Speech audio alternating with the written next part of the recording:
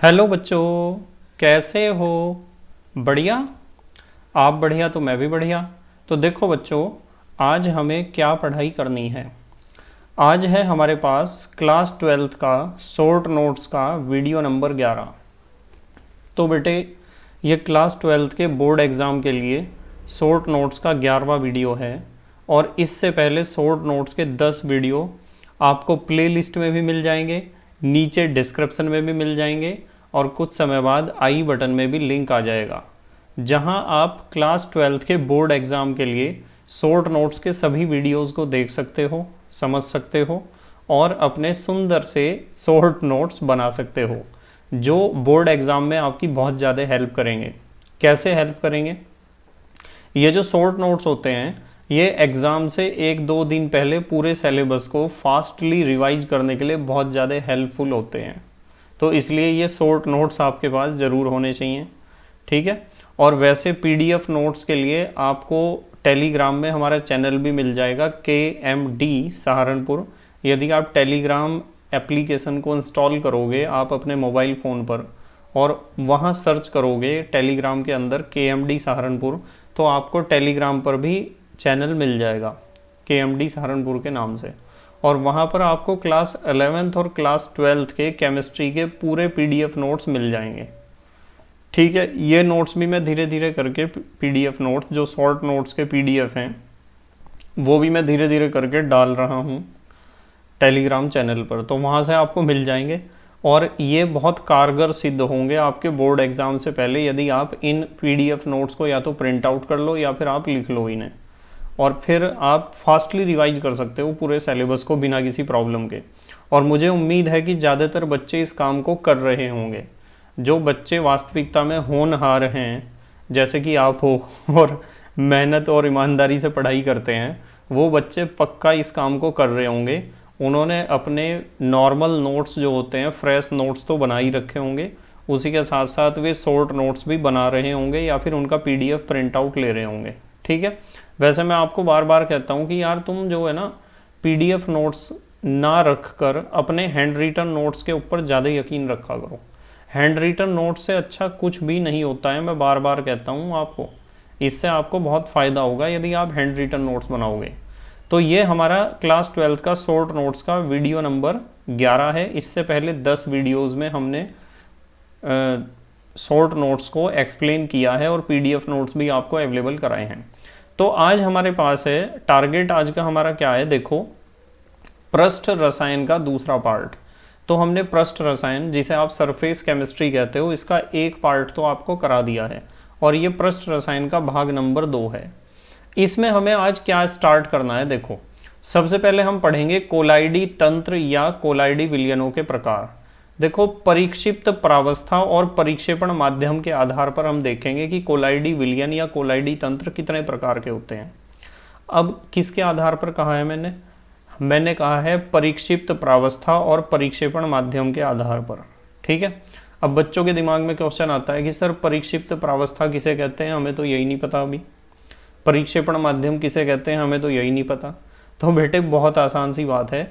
परिक्षिप्त प्रावस्था का मतलब आपके पास मान लो कोई कोलाइडी विलयन है, और कुछ कोलाइडी विलयन में जो पदार्थ कम मात्रा में उपस्थित होता है ना, यानी जिसे घोलते हैं किसी दूसरे पदार्थ के अंदर यानी द्रव के अंदर, तो जिस पदार्थ को द्रव के अंदर हम घोलते हैं या किसी दूसरे पदार्थ के अंदर घोलते हैं जो अधिक मात्रा में होता है, उसके अंदर जो पदार्थ घोला जाता है, तो उस घुलने वाले पदार्थ को हम कहते हैं परिक्षिप्त प्रावस्था, यदि वो कोई कोलाइडी विलयन बन रहा हो। जैसे वास्तविक विलयन में 2 घटक होते हैं, एक तो विलेय और एक तो विलायक। यदि मैं आपसे पूछता हूँ विलेय बताओ किसे कहते हैं, तो आप कहते हो कि सर विलेय वो पदार्थ होता है जो कम मात्रा में उपस्थित होता है, और विलायक वो पदार्थ होता है जो ज़्यादा मात्रा में उपस्थित होता है, ठीक है। या फिर कुछ बच्चे कहते हैं कि सर विलेय वो पदार्थ होता है जो घुलता है, और विलायक वो पदार्थ होता है जो घोलता है। या फिर कुछ बच्चों का आंसर होता है कि सर विलेय वो पदार्थ होता है जो अपनी अवस्था को खो देता है, और विलायक वो पदार्थ होता है जो सबको अपनी जैसी अवस्था में ले आता है, ठीक है। बहुत सारी परिभाषाएं हैं, कुल मिला के सबसे अच्छी परिभाषा वास्तविक विलयन के लिए ये होती है कि जो विलेय है वो है जो कम मात्रा में उपस्थित घटक है, और विलायक कौन सा है, जो ज़्यादा मात्रा में उपस्थित घटक है। पर यदि आपके पास कोई कोलाइडी विलयन ना हो और आपके पास हो वास्तविक विलयन, मतलब आपके पास वास्तविक विलयन ना हो, ठीक है, सॉरी गलती होगी मेरे से, ध्यान से सुनो। मान लो आपके पास कोई वास्तविक विलयन नहीं है, आपके पास है कोलाइडी विलयन, तो कोलाइडी विलयन में भी कम से कम 2 घटक तो होंगे ही। कोलाइडी विलयन में कम से कम कितने घटक होंगे? 2 तो होंगे ही। तो उन 2 घटकों में जो घटक कम मात्रा में होता है ना, उस घटक को इस बार आप विलेय नहीं कहोगे। विलेय कम मात्रा में उपस्थित होता है, पर विलेय शब्द का प्रयोग हम केवल वास्तविक विलयनों में ही करते हैं। कोलाइडी विलयनों में जो घटक कम मात्रा में उपस्थित होता है उसे विलेय ना कहकर परिक्षिप्त प्रावस्था कहा जाता है। ये जो लिखा हुआ है ना परिक्षिप्त प्रावस्था, इसका मतलब कोलाइडी विलयन में जो घटक कम मात्रा में उपस्थित होता है उसे कहते हैं परिक्षिप्त प्रावस्था, या जिस घटक को दूसरे घटक के अंदर घोला जाता है उसे कहते हैं परिक्षिप्त प्रावस्था। तो वास्तविक विलयन में जो विलेय है वही कोलाइडी विलयन में परिक्षिप्त प्रावस्था है। बताओ समझ में आई क्या बात? चलो, इसके बाद ये क्या लिखा हुआ है? परिक्षेपण माध्यम।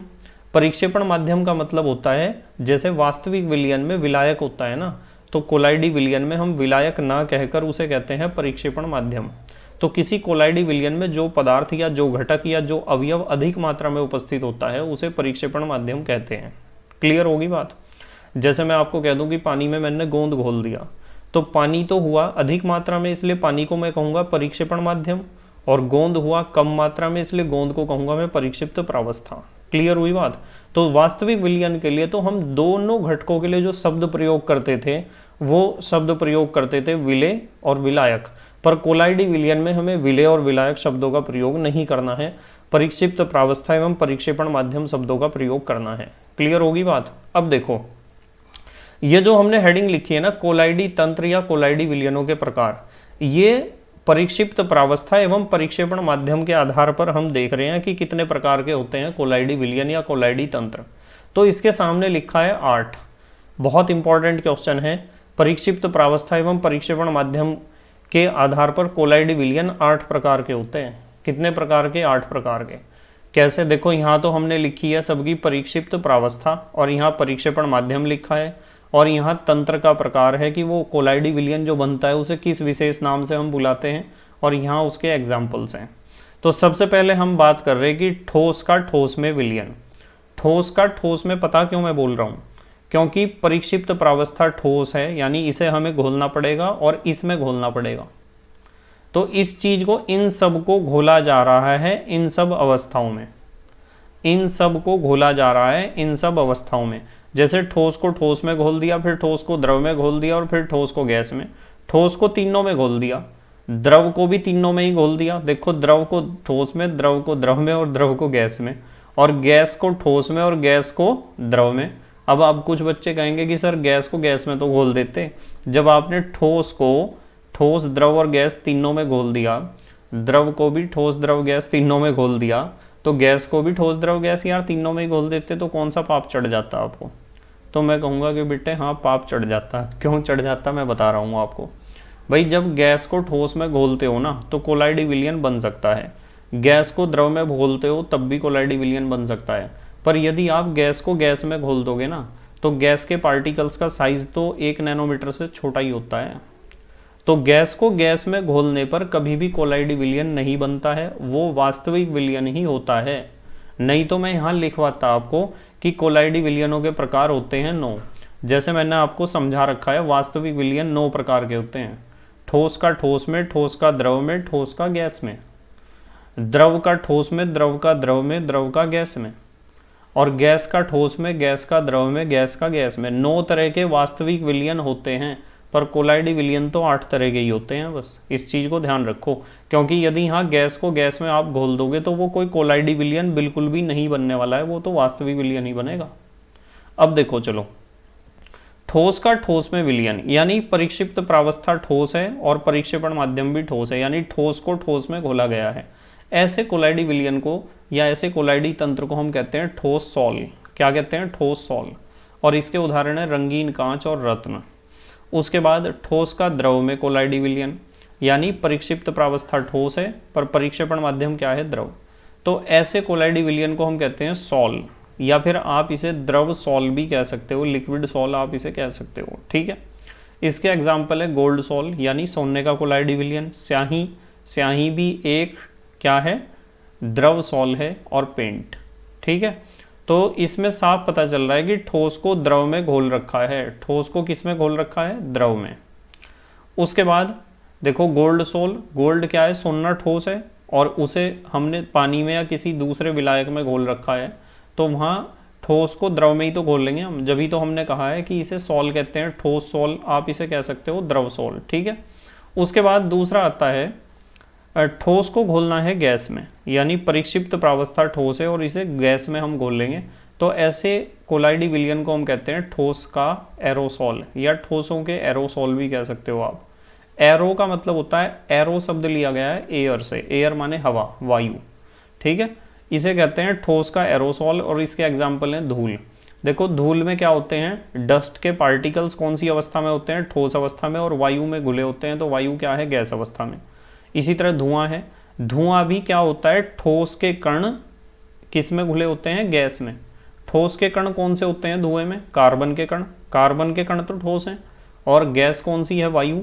यदि कार्बन के कण वायु में घुले होंगे तभी तो धुआं बनेगा, इसलिए धुआं भी क्या है, ठोस का एरोसॉल है, यानी ठोस पदार्थ को गैस में घोलकर एक कोलाइडी विलयन बनाया गया है जिसे हम धुआं कहते हैं। इसी तरह सल्फर सॉल भी ऐसा ही होता है। उसके बाद ये तो देखो ठोस को हमने घोल दिया तीनों अवस्थाओं में, ठोस को ठोस में भी घोल दिया, ठोस को द्रव में घोल दिया, ठोस को गैस में घोल दिया। अब हम द्रव को घोल लेंगे तीनों अवस्थाओं में। द्रव को ठोस में घोलने पर जो कोलाइडी विलयन हमें प्राप्त होता है उसे कहते हैं जेल। क्या कहते हैं, जेल। जैसे पनीर, मक्खन, जेली, ये सब जेल हैं। और यदि द्रव को द्रव में घोलते हैं तो जो कोलाइडी विलयन हमें प्राप्त होता है उसे कहते हैं पायस, या इंग्लिश में इमल्सन कहते हैं इसे। जैसे दूध और वैनिशिंग क्रीम, ये दोनों क्या है, पायस हैं, इमल्सन हैं। अब द्रव को गैस में घोलना है, यदि द्रव को गैस में घोल के कोई कोलाइडी विलयन आप बनाते हो तो ऐसे कोलाइडी विलयन को हम कहते हैं द्रव का एरोसॉल। क्या कहते हैं, द्रव का एरोसॉल, यानी द्रव को एरो माने हवा में घोल रखा है। जैसे कोहरा, कोहरा, धुंध, ये क्या होते हैं, क्या होते हैं, द्रव की बूंदें ही तो होती हैं जो वायु में घुली होती हैं। ठीक है, इसलिए कोहरा और धुंध दोनों द्रव के एरोसॉल हैं, और बादल भी द्रव के एरोसॉल हैं। उसके बाद अब आई हमारी तीसरी अवस्था, गैस। देखो ठोस को हमने तीनों अवस्थाओं में घोल दिया, द्रव को हमने तीनों अवस्थाओं में घोल दिया। अब गैस की बात करेंगे। गैस को ठोस में घोलने पर यदि आपको कोई कोलाइडी विलयन प्राप्त होता है तो ऐसे कोलाइडी विलयन को आप कहते हो ठोस फॉर्म। ठीक है, सॉलिड फॉर्म भी कह सकते हो, जैसे झावा पत्थर।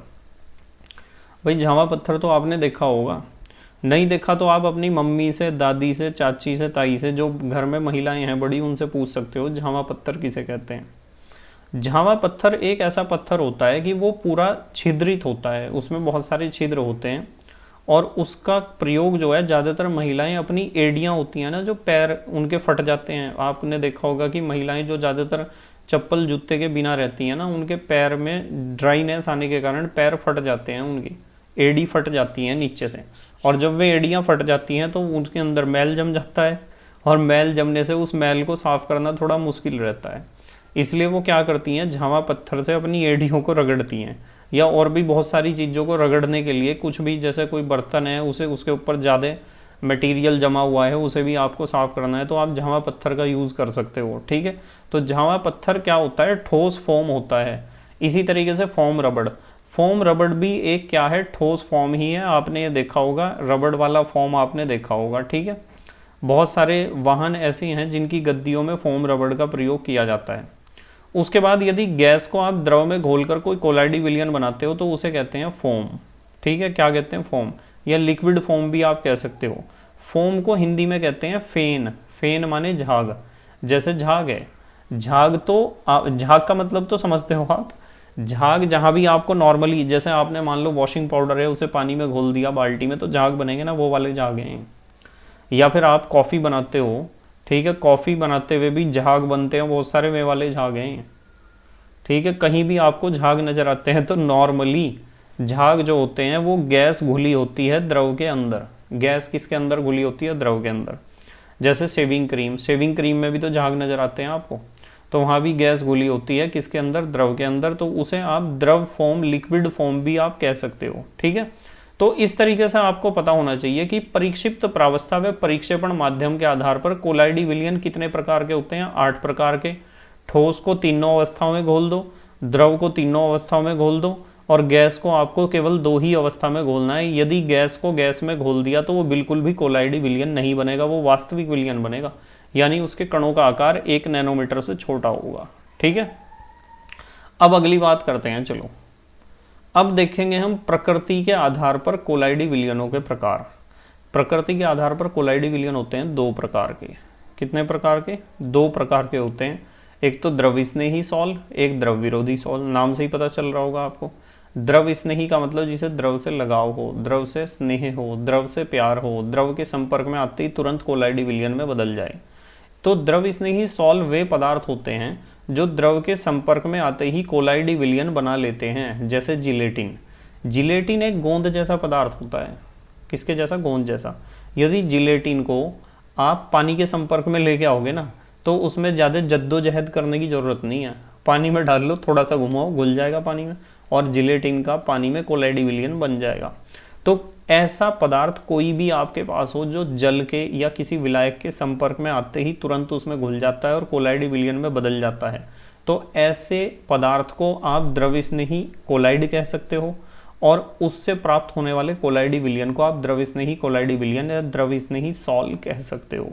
ठीक है, जैसे स्टार्च है। स्टार्च को तो पानी में घोलते हैं हम बहुत ज़्यादा। ठीक है, घोलते हैं ना स्टार्च को। स्टार्च को हिंदी में कहते हैं मंड।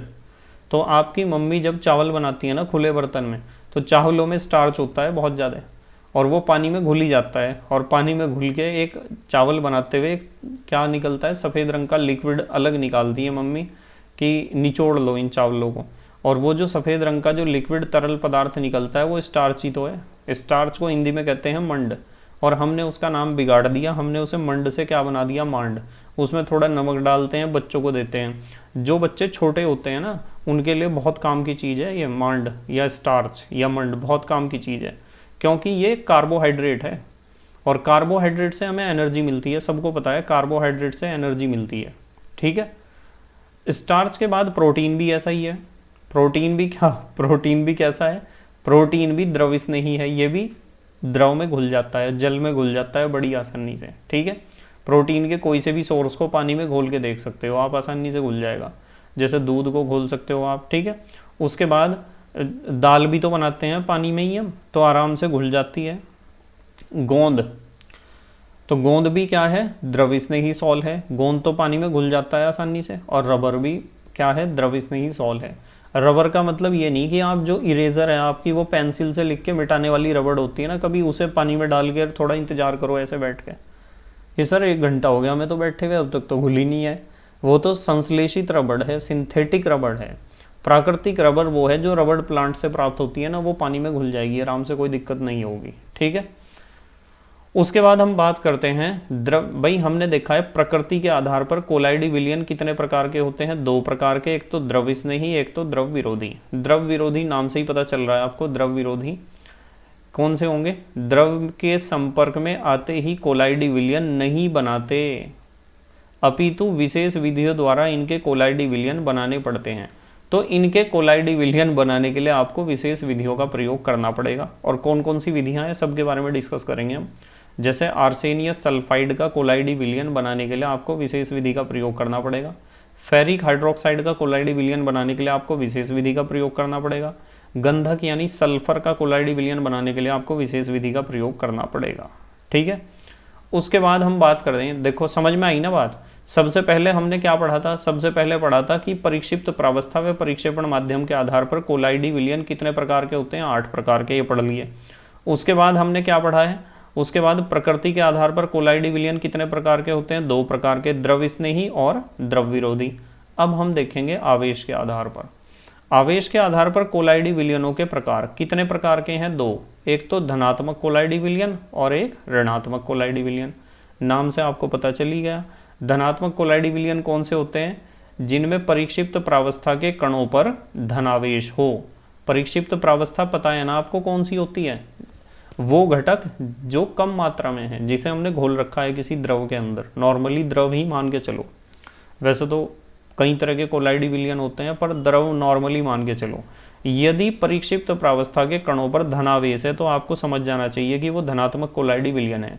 जैसे फेरिक हाइड्रोक्साइड सॉल का मतलब आप समझ जाया करो, सॉल का मतलब है द्रव में बना हुआ कोलाइडी विलयन। जहाँ भी कहीं सॉल शब्द का प्रयोग होता है तो आपको समझ जाना चाहिए ये द्रव सॉल है, लिक्विड सॉल है, यानी द्रव में बना हुआ कोलाइडी विलयन है। यदि फेरिक हाइड्रोक्साइड के कोलाइडी विलयन को आप देखते हो तो उसमें फेरिक हाइड्रोक्साइड जो है ना, जो परिक्षिप्त प्रावस्था है, इसके ऊपर धनावेश होता है। कैसे होता है आज ही डिस्कस कर लेंगे हम इसके बारे में। एल्यूमिनियम हाइड्रोक्साइड का जो कोलाइडी विलयन है वो भी एक धनात्मक कोलाइडी विलयन है।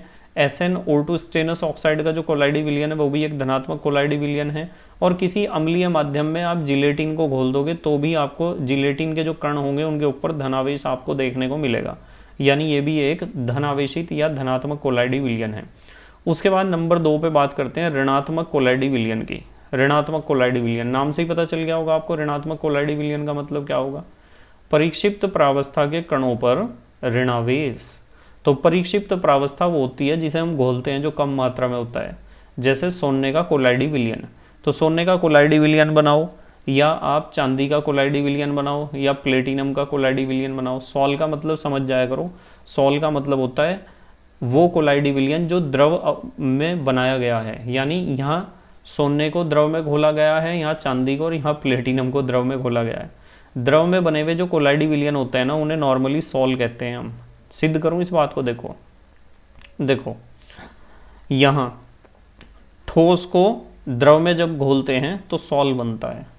जब भी किसी ठोस पदार्थ को द्रव में घोलते हैं तो ध्यान रखो वो जो कोलाइडी विलयन बनता है उसे नॉर्मली सॉल कहते हैं। और हमारे कोर्स में ज़्यादातर ठोस को द्रव में घोलकर ही कोलाइडी विलयन बनाए गए हैं, इसलिए सॉल शब्द का प्रयोग बार बार होगा। ठीक है, तो ऋणात्मक का पता चल गया आपको, एक तो धनात्मक कोलाइडी विलयन, एक तो ऋणात्मक कोलाइडी विलयन, दोनों बता दिए। अब हम अगली बात करेंगे, देखो अब हम बात करेंगे परिक्षिप्त प्रावस्था के कणों के प्रकार के आधार पर। जो परिक्षिप्त प्रावस्था के कण हैं उनके प्रकार के आधार पर कोलाइडी विलयन 3 प्रकार के होते हैं। एक तो होते हैं बहुआण्विक कोलाइड। भाई बहु माने बहुत सारे, आणविक माने अणु। मान लो आपके पास कोई विलयन है और उस विलयन में पदार्थ के परमाणु या अणु बहुत सारे आपस में इकट्ठे हुए, और इकट्ठे होकर उन्होंने बड़े बड़े साइज के ऐसे कण बना लिए जिनका साइज कोलाइडी कणों के बराबर है। ठीक है, तो ऐसे कोलाइडी विलयन को जो अणुओं के बहुत सारे परमाणुओं के आपस में जुड़ने के कारण बना है, ऐसे कोलाइडी विलयन को हम कहते हैं बहुआण्विक कोलाइड। बहु माने बहुत सारे, आणविक माने अणु। मान लो आपने कोई विलयन लिया था और उस विलयन में परमाणु या अणु, उनके साइज तो छोटे ही होते हैं। यदि परमाणु या अणु अपने नॉर्मल साइज में रहेंगे तो छोटा साइज होगा, 1 नैनोमीटर से छोटा होगा, 1 एंगस्ट्रॉम से छोटा साइज होगा। और यदि उनका साइज 1 एंगस्ट्रॉम या 1 नैनोमीटर से छोटा है फिर तो वो वास्तविक विलयन होगा, कोलाइडी विलयन तो में बनाने के ही नहीं है। पर क्या हुआ, किसी कारणवश उन अणुओं ने, उन परमाणुओं ने, बहुत सारे अणु और परमाणु आपस में जुड़े और बड़े बड़े पार्टिकल्स बनाए, और उन बड़े पार्टिकल्स का साइज इतना है जितना किसका होता है, कोलाइडी कणों का होता है, यानी 1 एंगस्ट्रॉम से 100 एंगस्ट्रॉम के लगभग बीच में। तो हम कहेंगे कि यार बहुत सारे अणुओं ने आपस में जुड़कर कोलाइडी विलयन बनाया है। तो पदार्थ के परमाणु या अणु आपस में जुड़कर बड़े बड़े कोलाइडी कण बना लेते हैं, बड़े बड़े कोलाइडी कण बना लेते हैं। इस तरह के कोलाइडी विलयन को हम बहुआण्विक कोलाइड कहते हैं, जैसे सोने का कोलाइडी विलयन। ये जो सोने का कोलाइडी विलयन होता है ना, ये सोने का कह दो या चांदी का कह दो, ये चांदी का लिखा हुआ है। तो चांदी का कोलाइडी विलयन भी एक क्या है, चांदी का कोलाइडी विलयन भी एक बहुआण्विक कोलाइड है। उसके बाद हम बात करेंगे नंबर 2, वृहद आणविक कोलाइड।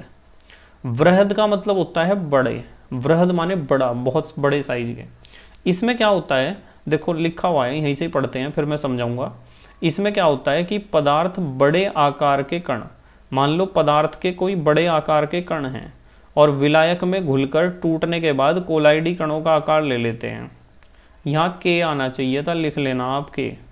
जो पदार्थ के बड़े आकार के कण हैं उन्हें आपने पानी में घोल दिया और वे बड़े आकार के कण टूटने प्रारंभ हो गए हैं, और टूटकर उन्होंने अपना साइज कितना कर लिया है, जितना कोलाइडी कणों का है। तो अब जो हमें विलयन प्राप्त होगा वो कोलाइडी विलयन प्राप्त होगा। यहाँ बहुआण्विक कोलाइड में तो हमने पढ़ा है कि इसमें तो छोटे कण जुड़ते हैं आपस में और वे अपने साइज को बढ़ा लेते हैं कोलाइडी कणों के साइज के बराबर तक। और यहाँ वृहद आणविक कोलाइड में हमने पढ़ा है कि कण होते हैं बहुत बड़े, यानी 100 एंगस्ट्रॉम से भी बड़े, पर वे टूट टूट कर, किसी द्रव में घुलने के बाद टूट टूट कर अपने साइज को इतना छोटा कर लेते हैं कि वो 1 एंगस्ट्रॉम से 100 एंगस्ट्रॉम के बीच में आ जाता है, यानी कोलाइडी कणों के रेंज में आ जाता है, तो बन जाता है कोलाइडी विलयन। इस तरह के कोलाइडी विलयन को हम कहते हैं वृहद आणविक कोलाइड। जैसे स्टार्च यानी मांड, स्टार्च एक इसी तरह का कोलाइडी विलयन है, वृहद आणविक कोलाइड। जैसे गोंद, जिलेटिन, एंजाइम, नाइलोन, पॉलीथीन, संश्लेषित रबड़। ये स्टार्च, गोंद, जिलेटिन और एंजाइम जो है ना, ये प्राकृतिक हैं, सारे प्राकृतिक कोलाइड हैं। इन्हें आप कह सकते हो प्राकृतिक वृहद आणविक कोलाइड। और नाइलॉन, पॉलीथीन, संश्लेषित रबड़, ये कैसे हैं? कृत्रिम वृहद आणविक कोलाइड आप इन्हें कह सकते हो। उसके बाद एक आते हैं नंबर 3 पर, संगुणित या सहचारी कोलाइड। बहुत इंपॉर्टेंट है। संगुणित या सहचारी कोलाइड कौन से होते हैं? भाई संगुणित का मतलब आपस में जुड़ना, ठीक है। सहचारी का मतलब एक साथ एक जैसा आचरण करना, ठीक है। पढ़ा तो रखा है मैंने सब कुछ, फ्रेश वीडियोस में तो एक एक बात का पोस्टमार्टम कर रखा है बहुत अच्छे तरीके से, पर यहाँ हम कर रहे हैं फास्ट ट्रैक रिवीजन। और इसमें तो मैं ज़्यादा डिटेल में तो घुसूंगा नहीं कि मैं हर एक चीज़ का बिल्कुल कहीं तय तक पहुँच जाऊँ और बिल्कुल गहराई में जाकर उसकी जड़ी उखाड़ के ले आऊँ आपके सामने कि देखो ऐसा इसलिए हुआ है। ये तो फास्ट ट्रैक रिवीजन है, इसमें मैं ज़्यादा डिटेल में नहीं घुसूंगा किसी भी चीज़ के, ठीक है बेटे। तो संगुणित या सहचारी कोलाइड में क्या होता है कि ये इस तरह के कोलाइड होते हैं कि निम्न सांद्रता पर विद्युत अपघटय की तरह काम करते हैं। यदि इन पदार्थों की कम सांद्रता रखो, जैसे मान लो एक बाल्टी में आपने थोड़ा सा साबुन घोल दिया, तो साबुन की सांद्रता कम होगी पानी में, तो उस समय तो साबुन के जो कण होंगे, जो अणु होंगे, वो विद्युत अपघटय की भांति काम करेंगे, यानी एक वास्तविक विलयन की तरह कार्य करेंगे।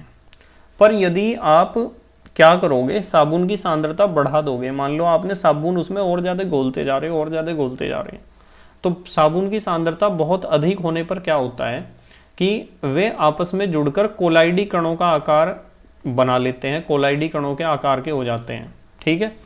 मतलब साबुन जब कम मात्रा में घुला होगा पानी में, यानी उसकी सांद्रता पानी में कम होगी, तनु विलयन होगा, तो साबुन के सारे अणु दूर दूर रहेंगे और कहेंगे कि यार हम तो विद्युत अपघटय की भांति व्यवहार कर रहे हैं, हम तो वास्तविक विलयन हैं। पर यदि उसी बाल्टी के उसी पानी में आप और भी ज़्यादा साबुन घोलते जा रहे, साबुन की सांद्रता बढ़ती जा रही, तो साबुन के अणुओं की मजबूरी हो जाएगी, फिर वे आपस में जुड़ेंगे और जुड़ के गोले गोले बनाने शुरू कर देंगे। जैसे क्रिकेट खेलने की बॉल होती है, साइज छोटा होगा, ठीक है। और आपस में जब वे जुड़ के गोले गोले बनाएंगे तो उन गोलों का साइज कोलाइडी कणों के साइज के बराबर होगा, और अब उसे आप वास्तविक विलयन या विद्युत अपघटय का विलयन नहीं कह सकते हो, अब वो बन जाएगा कोलाइडी विलयन, ठीक है। तो ऐसे कोलाइडी विलयनों को हम कहते हैं संगुणित या सहचारी कोलाइड। इसका एग्जाम्पल है साबुन का घोल, सांद्र घोल होना चाहिए, जिसे इसमें बनते हैं मिसेल। मिसेल सिखाए थे मैंने आपको बनने, कि मिसेल कैसे बनते हैं और कपड़ों को कैसे साफ करते हैं। देखो एक बात बताता हूँ आपको, यहाँ बच्चे कंफ्यूज होते हैं बहुत ज़्यादा। पता कहाँ होते हैं कंफ्यूज? वे सोचते हैं कि सर बहुआण्विक कोलाइड में भी तो आपने यूँ कहा था कि बहुत सारे परमाणु या अणु आपस में मिलेंगे और मिलके साइज को बढ़ाएंगे कोलाइडी कणों तक, तो कोलाइडी कणों तक साइज बढ़ेगा तो वो फिर कोलाइडी विलयन बन जाएगा। बहुआण्विक में भी यही कहा था, और संगुणित या सहचारी कोलाइड में भी आपने यही कहा कि इसमें भी साबुन के या किसी भी ऐसे कोलाइडी कण के बहुत सारे पार्टिकल्स आपस में जुड़ेंगे, अणु आपस में जुड़ेंगे और साइज को अपने बढ़ाएंगे कोलाइडी कण तक। हाँ, ये बात तो सही है कि बहुआण्विक कोलाइड में भी पार्टिकल्स आपस में जुड़ते हैं और इसमें भी आपस में जुड़ते हैं, पर दोनों में डिफरेंस है, एक अंतर है। पता क्या अंतर है? बहुआण्विक कोलाइड में सांद्रता से कोई लेना देना नहीं है।